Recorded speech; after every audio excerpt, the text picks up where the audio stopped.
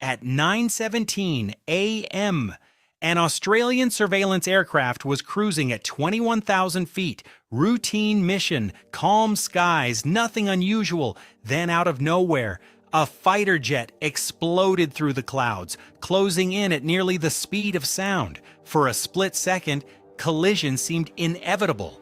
But here's what makes this story different. The Australian crew didn't panic. They didn't even flinch, because what looked like a dangerous interception was actually the opportunity they had been waiting for. And over the next few minutes, one pilot would unknowingly expose secrets worth billions. The fighter crossed directly in front of them, so close. The margin between life and disaster was less than half a second. Then came the shockwave. Invisible turbulence slammed into the aircraft like a hammer. The plane rolled violently. Autopilot disengaged. Engines struggled to breathe through disturbed airflow. Inside the cockpit, alarms flickered, and then it happened. A fire control radar locked onto them. Not a search radar, not a warning. A targeting system, the kind used just before weapons are fired. At that moment, any normal crew would think the same thing.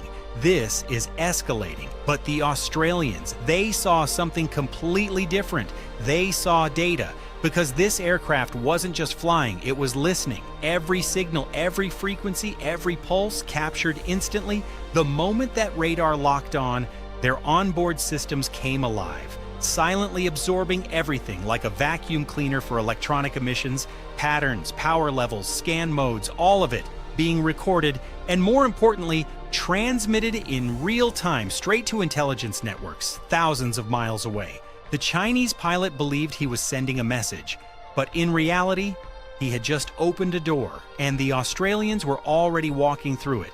Instead of backing off, the fighter moved closer, 130 feet away, dangerously close, but also perfect, because now the cameras had a clear view. High-resolution imaging systems locked on, every detail captured, weapon pylons, missile configurations, surface panels, even heat signatures across the aircraft, engine exhaust temperatures, internal system hotspots, everything mapped, everything analyzed. The pilot thought he was showing dominance, but what he was actually doing was putting on a full demonstration, and every second Sibis was being recorded.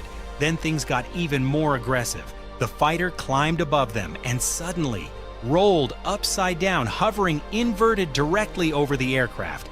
An impressive maneuver, extremely difficult, borderline reckless, but also a gold mine, because now they weren't just seeing the aircraft, they were studying how it moved, how it stabilized, how it responded to extreme control inputs. Every tiny adjustment, every correction, logged, analyzed, stored. The kind of data that normally takes years to obtain was now being handed over freely, and the pilot had no idea. Then came the moment everything shifted. The fighter surged ahead and suddenly slowed down, hard, like slamming the brakes in midair. The distance between them collapsed instantly, closing fast, too fast. Inside the cockpit, warnings filled the air.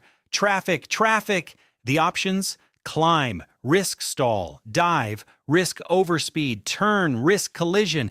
Every move, dangerous. For the first time, this wasn't just a game. This was real, and the margin for error was gone.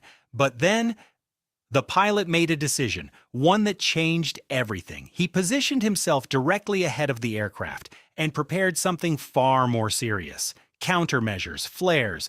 Now, to most people, that might not sound like a big deal, but in military aviation, that system is highly classified, carefully protected, because its effectiveness depends on one thing: not being understood. And in that moment, he was about to reveal all of it. Without warning, the sky erupted. Dozens of flares burst into life, blinding, burning, violent. A wall of fire stretched across their path. There was no time to avoid it. 2 seconds, that's all they had. Then impact.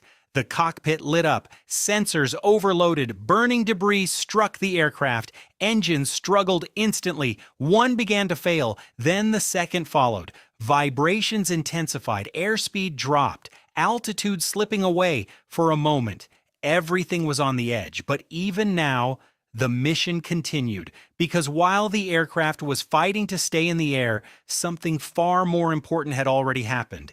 Every flare, every heat signature, every emission captured, measured, recorded in detail the exact data needed to defeat those systems in the future.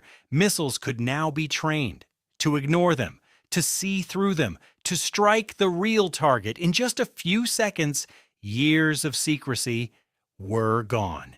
Inside the aircraft, the crew worked fast. Restart procedures initiated. One engine came back, then partial power from the second. Barely enough, but enough. The aircraft stabilized, slowly regaining control. The danger wasn't over, but survival was now possible. And the fighter, it disappeared. Mission complete. At least, that's what its pilot believed. Because from his perspective, he had done everything right. He had shown strength, forced a reaction, pushed them to the edge.